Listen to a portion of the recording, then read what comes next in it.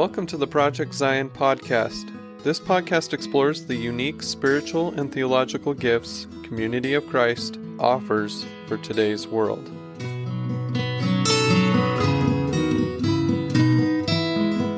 Hello and welcome to the Project Zion podcast. I'm your host, Carla Long, and you are listening to Percolating on Faith, where we talk about smart stuff all the time, and I always end up feeling smarter afterwards, and then it just kind of fades away. For all of us. I'm here with your wonderful people, Charmaine and Tony Chvala-Smith. Hello, Charmaine. Hello, Tony. Hi, Carla. Good to be with you always. Same. Good to see you, Carla, and good to be with you. And we are back talking about more theodicies. And today we're going to be talking about process theodicy. And I don't know if everybody has listened to all of the stuff about the theodicies. And if you think I'm mispronouncing the word theology, I am not. Theodicy is actually a word. And theodicy actually means what, Tony and Charmaine? So the word was coined by the philosopher Leibniz in the 1700s, and it combines two Greek words, theo, God, and dike, just. And it basically is asking the question, how can we justify belief in God given the reality of suffering and evil in the world? So theodicy is a way of responding to that question. Right. It's trying to look at what is the relationship between who we see God as and why or how there is suffering in the world. And there have been lots of different ways of answering that. But one of the things that's pretty consistent with all the different theodicies, ones we've talked about and ones we will talk about, is that there's really kind of four different elements that the question gets at. And so if the question is, what is the relationship between God and the suffering and evil found in the world? So there's these four different sub-questions that are part of that. One of them is, why are suffering and evil so present in human experience and the world? So like, what's the origins? Second one, why did God create a world in which suffering and evil are even possible? And this then is where who God is and how God works is the focus of some theodicies. The third one is, what does this say about the nature of God? Again, kind of what is the image or the nature of how God is at work? And then the fourth is, why doesn't God protect us from evil and suffering? Or another form of that might be, where is God when we are suffering? Mm-hmm. So any theodicy is dealing with one or more of those four sub-questions. In systematic theologies, systematic theology is a kind of a way of somebody constructing Christian belief from beginning to end in a system. And in systematic theology, this issue typically falls in whatever chapter or section of that theology would be on providence, right? God's presence, care, and activity in the world. And typically in sections on providence, the theologian will have to deal with the reality of evil, pain, suffering, and loss in the world. And how does that fit into divine providence? So just so hearers know that if you go looking in a systematic theology, that's commonly the place to look for it, in the section on providence. So that's really what theodicy is about. And we'll just keep reinforcing that a theodicy is always going to be a construct, right? There's not like one divine final revealed answer to this question. And so theologians from different kinds of backgrounds work together, they piece together from scripture and experience and reason and tradition and science. However they put these pieces together is how they will affect how they construct an answer to the theodicy question. So today we're going to be looking at process theodicy, which is very much at the heart of process theology. And this theodicy poses the question in a very specific way. And this is kind of a trademark maybe of process theology, and especially the theodicy part of process. And that is, if God is all powerful and all loving, how can God allow suffering and evil? And then the further explanation of it is, an all-loving God would not want their creation to suffer, And an all-powerful, all-loving God could keep that from happening, could keep suffering and evil from happening. So we must then conclude that since there is suffering and evil in the world, that God is not all-powerful, but that God is all-loving.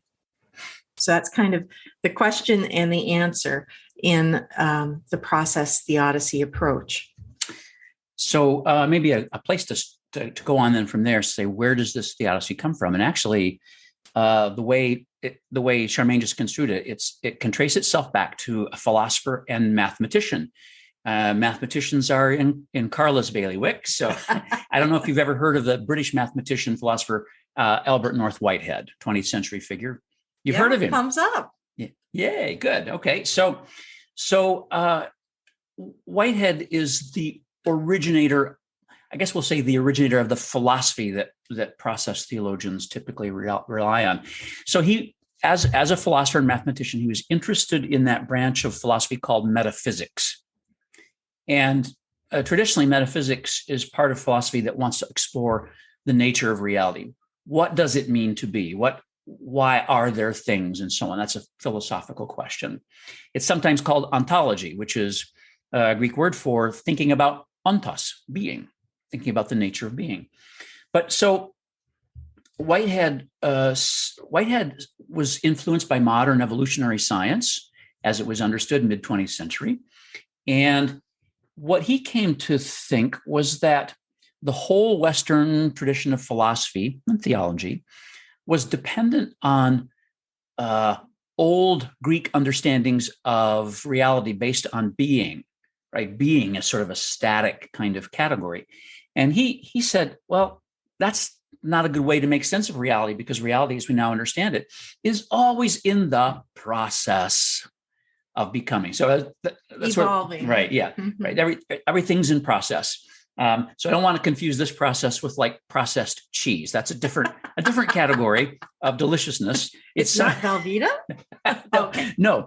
This process has to do with evolution and the fact that everything really is constantly in motion and changing and becoming, which became his way of trying to describe what reality mm-hmm. is. It's becoming. It's always moving, changing, and moving towards something.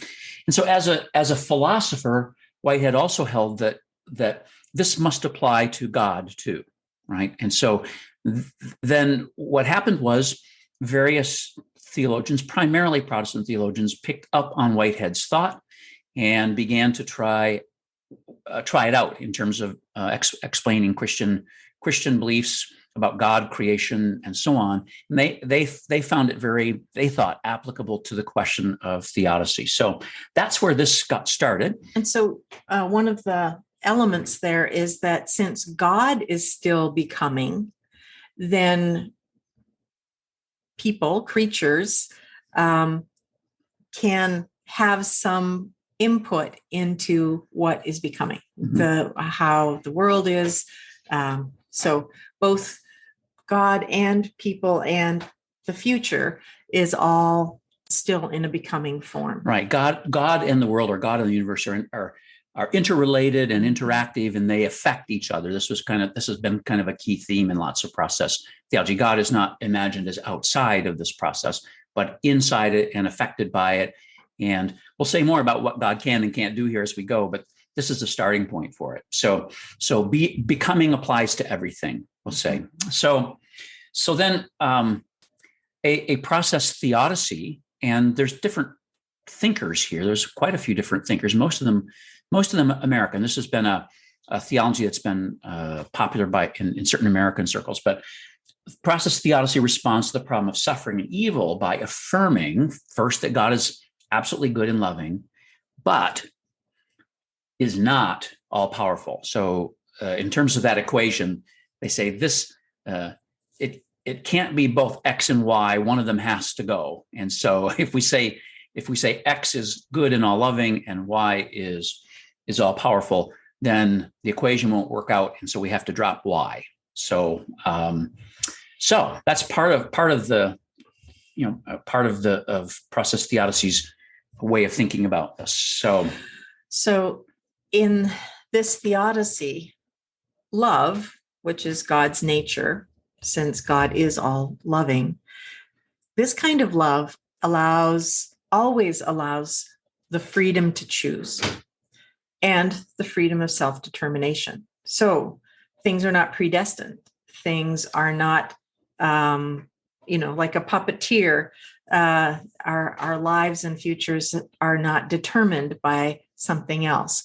But love, this love that is natural to God, allows us to choose freely and to have self-determination.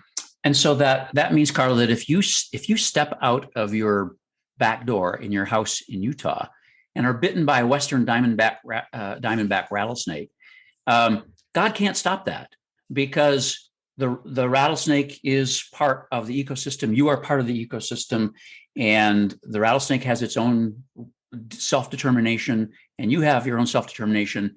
And I'm just saying, why don't you check underneath the steps out behind your house?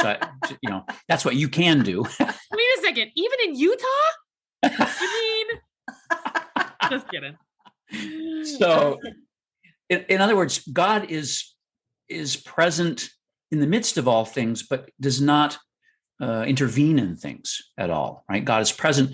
Now, we'll say more about how God's presence can affect things, but not in any kind of way. So rattlesnakes, ticks, Carla in the backyard, these things are each part of their own, they have their own integrity as beings. And so, like I said, check under the steps.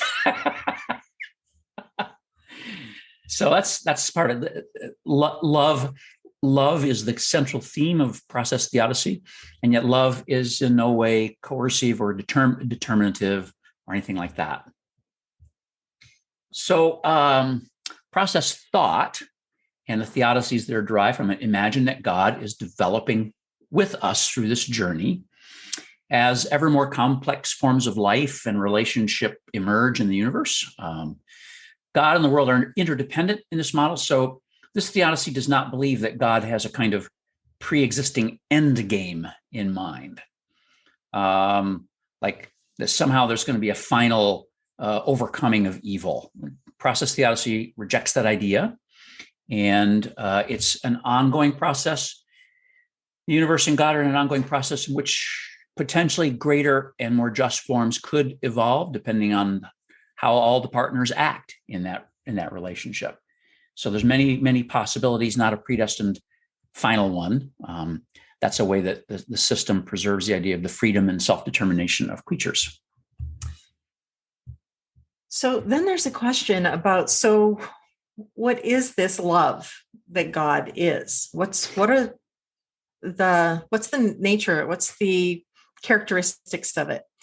And so these are very important in a process theodicies, because God's love is kind of like a magnetic force in the universe and is kind of drawing things to itself. It's present in and to all things, but it's not coercive.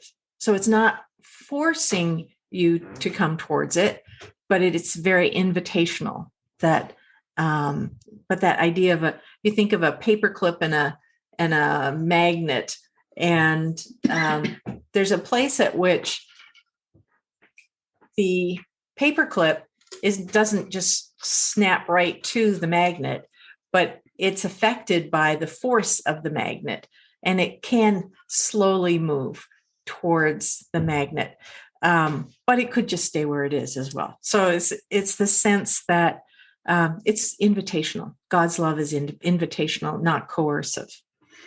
And so that means that, in this system, freedom and the integrity of things in the system is really important in process thought. And loving God then gives with quotation marks around it, gives things the freedom to choose and grow without any kind of compulsion. So now the kind of power God has is not any sort of domination or power over or power to tinker or anything like that. God's only power is the persuasive or invitational character of divine love.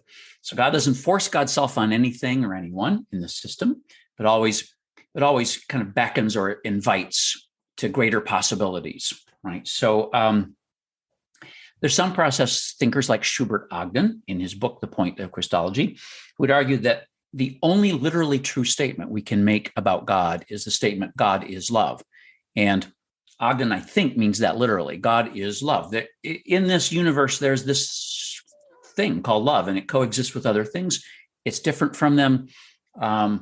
But if he would say everything else you would ever try to say about God is purely metaphorical, that's the only literally true statement. So that's an image of what love and power look like in this.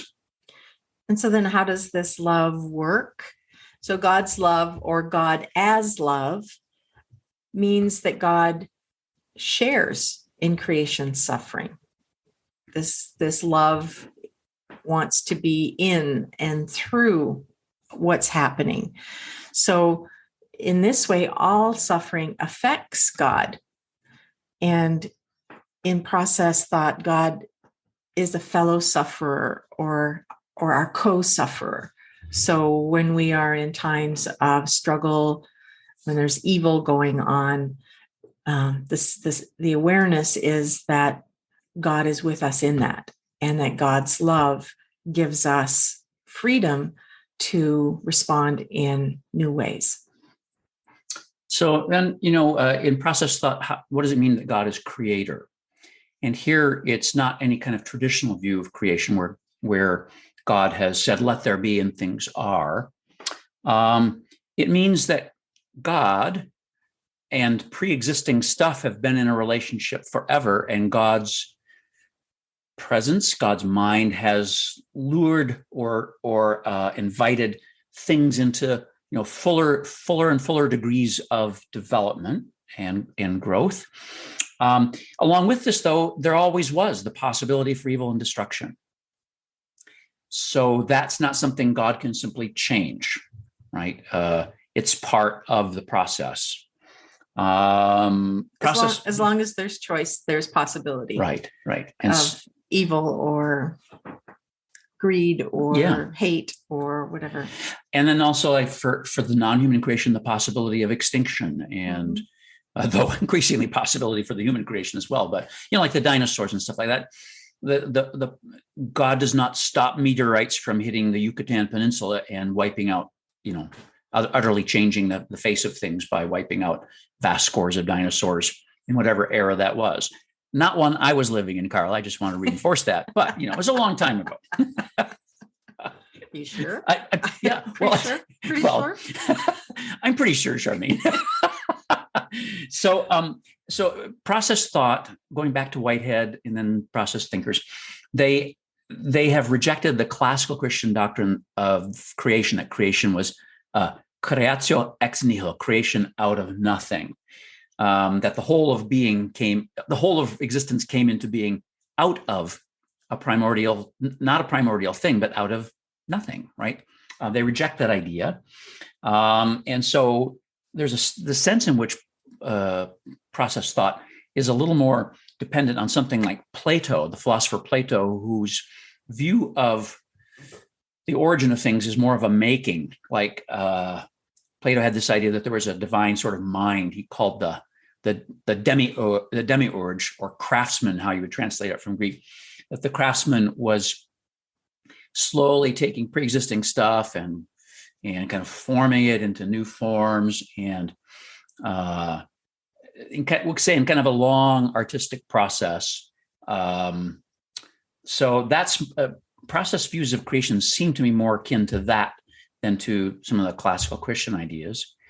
And then also along with this, that the universe just simply runs by its own laws and principles and integrity, its own processes.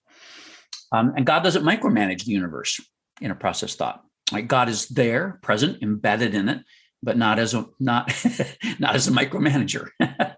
So instead, God's love draws the universe towards possibilities for ever greater levels of fulfillment and development, which may happen, which may not happen, depending on how the systems respond, right? So there's a kind of a freedom, but also a real open-endedness in this system.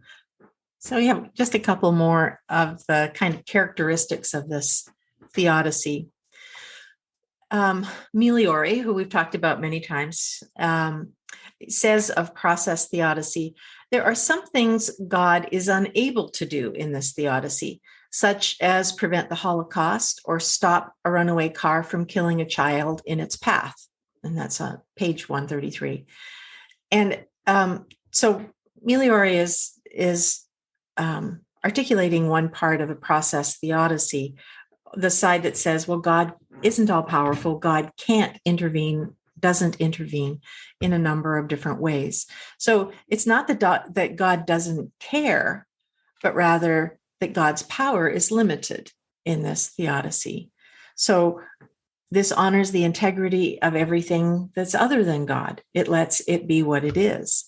And that means that there's the risk or possibility of negative outcomes, of tragedy, of disaster. And then only in this way, according to process thinkers, can there be anything like genuine freedom in the world. So that's an important element. And so finally, and Charmaine will give examples of this later, like in terms of prayer in a process system. So it's really a way of attuning oneself to divine love, or choosing to move towards God's hopes for a more just or loving future, or joining with God to be co-creators of that, co-creators of and co-sufferers for that future. Prayer here, I think, is more like partnering, really. Prayer wouldn't be asking for specific interventions or anything in this theology, or specific actions from God, because in this theology, God doesn't intervene or force God's self into the system that way. In fact, God's not outside of the system. God's in it, sharing the journey with us, but simply is not a, like I said before, micromanager. And so I mean, this is kind of an overview of process theodicy. And if you find yourself interested in this theology and theodicy, some names that you might want to explore would be John Cobb, or Catherine Keller, or Marjorie Suhaki, David Griffin, Schubert Ogden that Tony mentioned earlier, and Bob Mesley, who is Community of Christ and has written some very foundational books that are very accessible on process theology. So there's plenty of places to go on that, and if you want to read more about it. So we'll pause here, Carla, and see if there's questions before we go on to how would you preach a process theodicy and how do you pray a process theodicy. So questions. So in the past when we talked about theodicies, you've talked about some of their shortcomings. And I don't know if this one has you haven't mentioned a lot of the shortcomings of this one yet. And does this one have any shortcomings, or is it simply perfect as it is? I haven't found a theodicy yet that answers all the hard questions. Yeah. And actually one of the ones I would say with this theodicy is that question that it asks at the beginning, if God is all loving and all powerful, how can there be evil? And how, why hasn't God eliminated evil? If God is all loving and all powerful, therefore God must just be all loving. For me, there's presuppositions put into that question that make it hard to address because loving someone powerfully does not mean that we would take away suffering, that we would take away those difficult times in their lives. I think about parents who sometimes have to let their children suffer consequences so that they can grow, so that they can become more wise, so that they can see the results of their actions.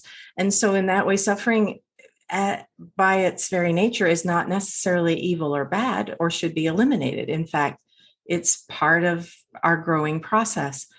And so I think that there's a premise there that somehow an all-loving God who had all the power would take away all suffering. And I don't think that is necessarily true. I mean, I think for many of us, it's times when we've really had to struggle that the best growth has happened.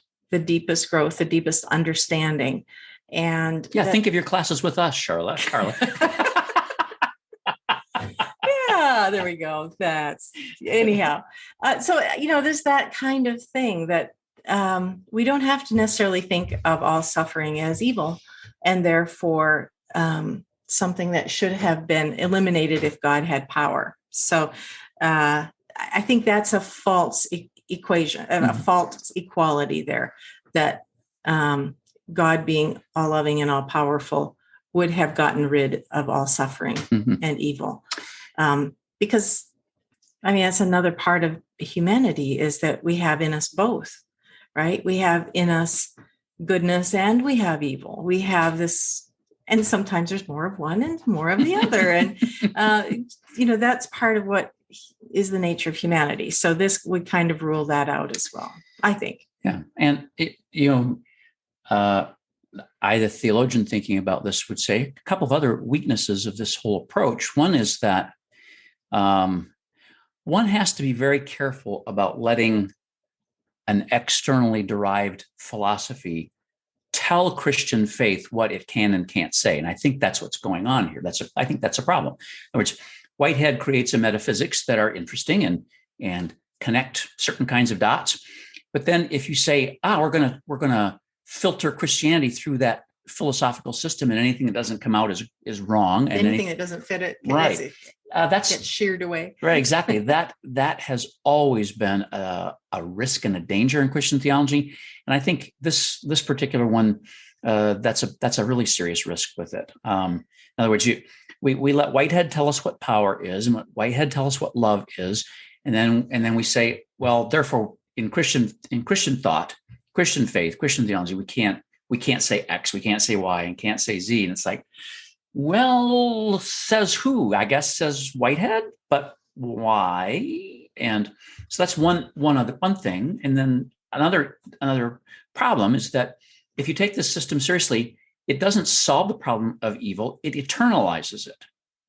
Right? If there's no imagined or hoped for final resolution to the problem of evil, then that means evil just coexists with good forever and ever, and it's an ongoing struggle, and we'll see what happens. And it's like that's very unsatisfying, I would say.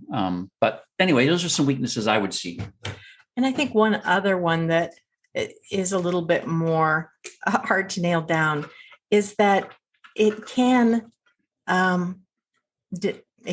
deny people's experience of God intervening in their life in some way. Mm-hmm. And so it doesn't really allow for miracles. It doesn't allow for those kinds of experiences that have, where people have felt God's love, but also God's action in a way that has made a huge difference in their life. And so this it doesn't have to, but sometimes can demean those kinds of experience in people's lives.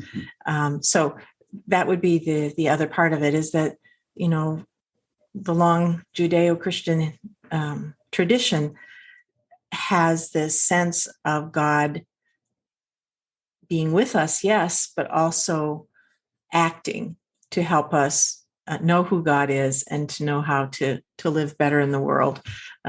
Christ being an example. So I think it kind of mutes that part of the story. Yeah. And in people's story in particular.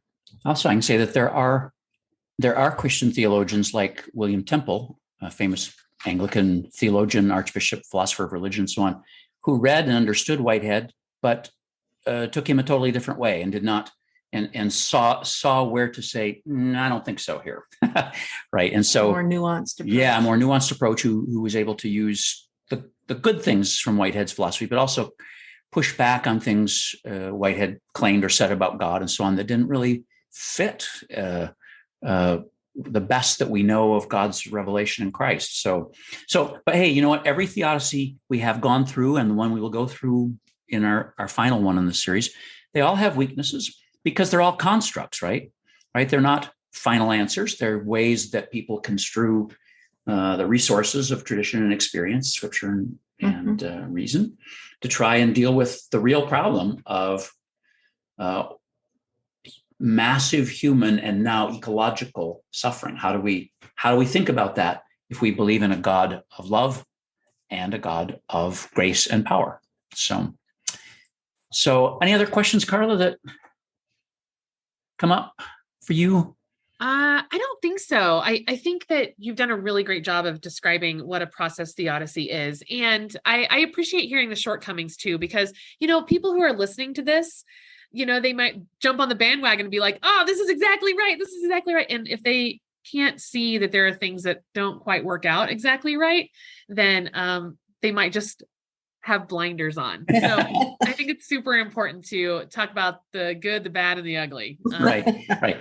That's one of the reasons we like to talk about theodicies, is that they all allow us to look at our own experiences and struggles and say, where can we find God in this? And where can we seek God's help in this? And not all of them are going to, one is not going to fit every situation in your life. And so some of these may illuminate some struggles and not others. And then another time in your life, this one might fail you completely, and another one might take its place as being something that's helpful. So I think having at least a handful of working theodicies can be very helpful to people, and allow them and God a lot of room to be at work in the world. And maybe we can see all these that we've been doing as like tools in a toolbox, right? And, some tools work for some things, right? And so rather than a one size fits all. But hey, well, now we'll talk about how do you preach from this perspective, and then some suggestions on how do you pray from this perspective. And so each time we start with this reminder that actually we don't preach a theodicy, right? To put it very simply, in the life of the church, we preach the good news that is of and about Jesus and the reign of God and God's justice. That's the focus of preaching. But you're always going to have people in a congregation who are struggling with just horrible things in their life, or dealing with pain or loss or whatever. So you have to be careful in the pulpit about trying to give big theoretical, theological, we call them elixirs, like this will cure everything. This will fix everything for you. No. We don't do that in the pulpit, right? So as a particular lens, this theodicy would reject any promises of a specific divine acts that somehow will bail people out, right? And so especially out of situations of trauma or suffering, from this perspective, you're not going to make promises like that from the pulpit. That would be dangerous to do. And actually, other theodicies we've covered would say the same thing. Instead, the focus here would be on the comfort of God's co-suffering presence with us in the world. That God is here with us in the midst of whatever is happening, and won't abandon us, but is always there. And that there's the hope that the combination of goodness and love that are in the world and the universe, and our responsiveness to them, might open up unforeseen outcomes, right? So situations of suffering and loss are horrible, and we don't ever want to say that this happened for a reason, that somehow this was planned for us, right? But then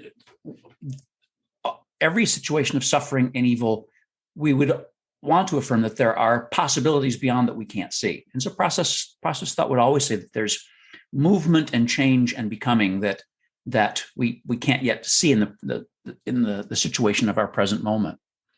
Another thing is that a process theodicy would work from the faith assumption that God is sharing in and experiencing the world's suffering, and always yearning for us to develop and grow in love. I mean, that's a very worthwhile thing to uphold, that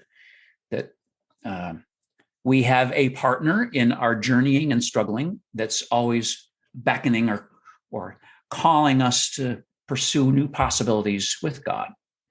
Another aspect here is that everything is in process, everything. And therefore, in this theodicy, the future is entirely open. It's open to novelty, meaning totally new things that neither we nor God have yet imagined. So that can move us away from the idea of predetermined outcomes that somehow we have to get to, and if we don't get to them, we somehow failed. Massive suffering like the Shoah or the killing fields of Cambodia or racism or misogyny and so on, these affect God too, as well as the whole world process. So with this theodicy, one thing that can happen potentially is that feeling the suffering of others and accepting that God feels the suffering too could awaken deeper compassion in us. That's a possibility here. And I think one of the places that I've heard this most is the idea of, in this theodicy, of looking to the next generation. What is the world we want to create for the next generation? Mm-hmm. And so the awareness of the evil and the shortcomings of our time, of our cultures, of our world, create in us an awareness, but also a compassion for the next generation. What can we do? How can we make love more the landscape in which the next generation will live? So that's a way that works in us. And then, final suggestion here for preaching from this perspective is that, it's belief that the future is completely open and non-predetermined means that our actions do matter and can create or co-create with God or affect different future possibilities. I think that is a very positive way to go with this. That is, especially currently as we struggle with the reality of the climate crisis, it's, I think, very important to uphold that we, whatever things we do to stop that can make a difference globally and environmentally. And so it's not a predetermined end that they will, but they can. And so if I can do something that will make potentially a different, better future, then there's a kind of an ethical imperative in that I ought to. Mm-hmm.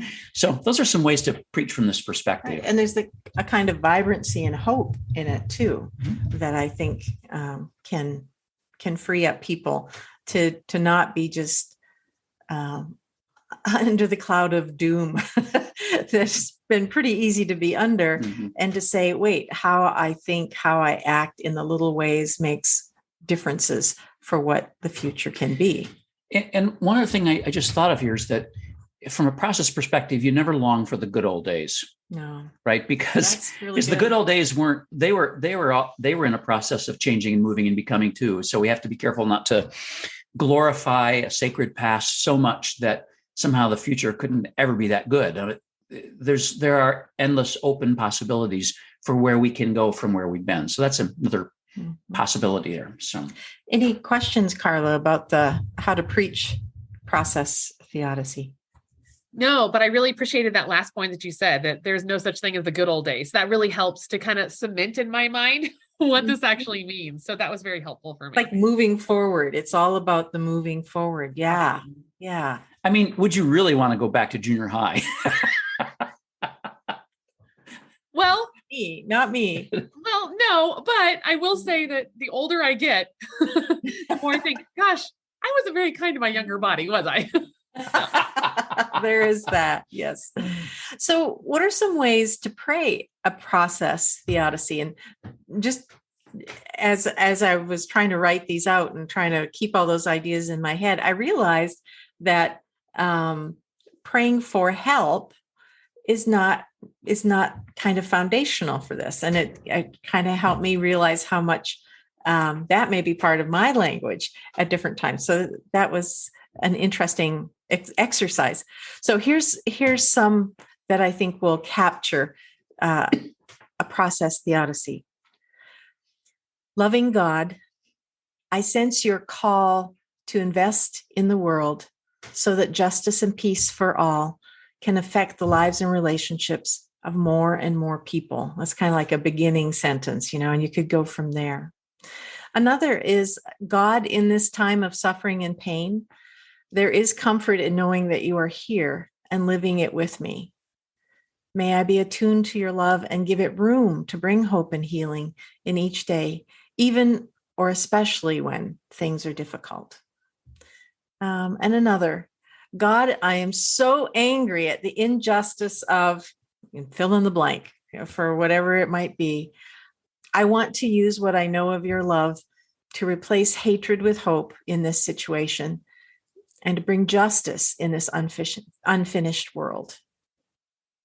Another, as I look to Christ and recognize his ways of connecting us to your creative and transforming love, may my heart and mind become more attuned to it and give it endless places to take root in me. And then naming God, love with us. So starting it with love with us.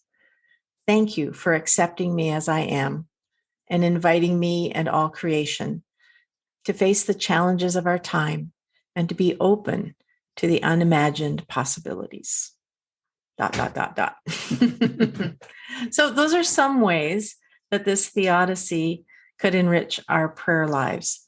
And it's far more of thinking of what is God's love wanting to be a part of in the world, and how can I attune to that? I think it's really interesting. You said, and I think I heard you right. You said help is not part of the process theodicy. Well, because right, when we ask for help, we're asking God to intervene or to do something specific in us or for us or to us. Right. And though people who with a process theology or theodicy may ask that, it's something I wanted to make sure I stayed away from, because it kind of takes away from the impulse here to not assume that God can make things happen, but that we with God can help things to become.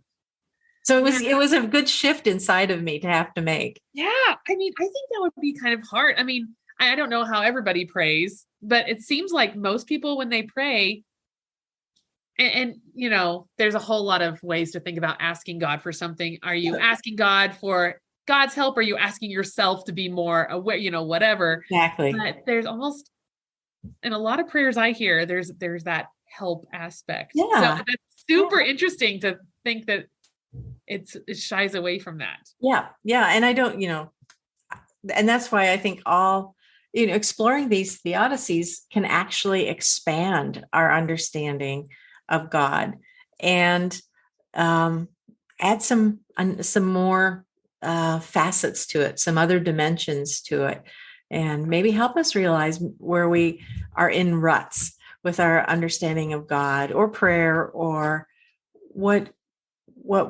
we might be called to do or be in the world. So it is fun. It's kind of something to think about, challenging yourself too. Yeah, and I suppose with this theodicy, as with the protest theodicy we did a couple sessions back, there's an ultra high level of human responsibility for the future that's assumed here. And while that's frightening, it's not unreal.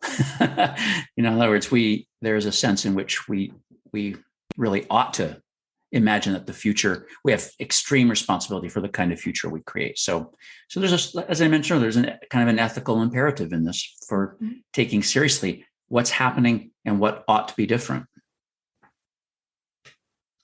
Well, this has been, as always, just fascinating to see where I fit in to this process theodicy and see where I really am uncomfortable with it. And I just enjoy, and like you said earlier, Charmaine, like expanding my own understanding of God through this. So that's just been super important to me. Is there anything that you wanted to say that you weren't able to say? I appreciate the image of God as our co-sufferer. It's not the only image of God I would have, but I think that's particularly helpful, especially in moments where I, as a minister, have to deal with the horrible suffering others may be experiencing. And in my own life, I've had to deal with it myself at different times. So to know that I'm not somehow abandoned in a an isolated universe somewhere, but that there is one who is there suffering with me, is actually helpful.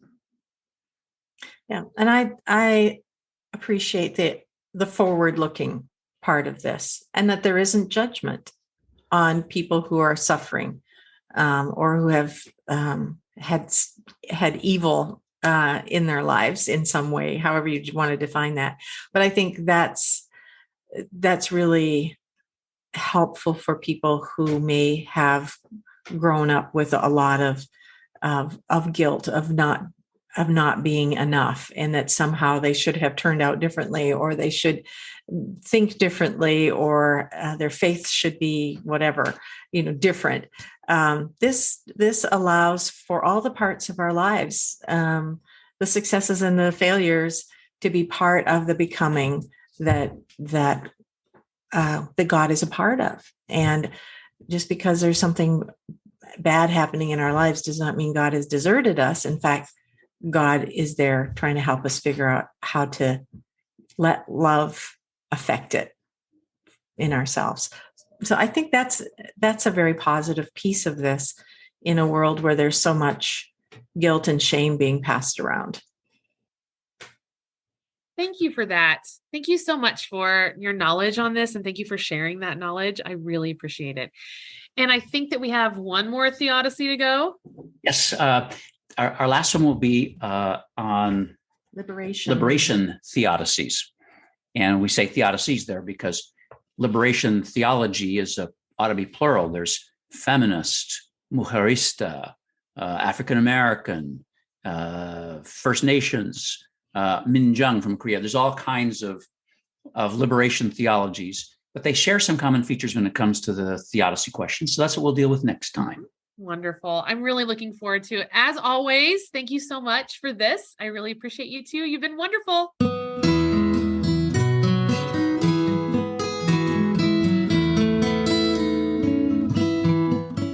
Thanks for listening to Project Zion Podcast. Project Zion Podcast is a ministry of Community of Christ. The views and opinions expressed in this episode are of those speaking and do not necessarily reflect the official policy or position of Community of Christ. The music has been graciously provided by Dave Hines.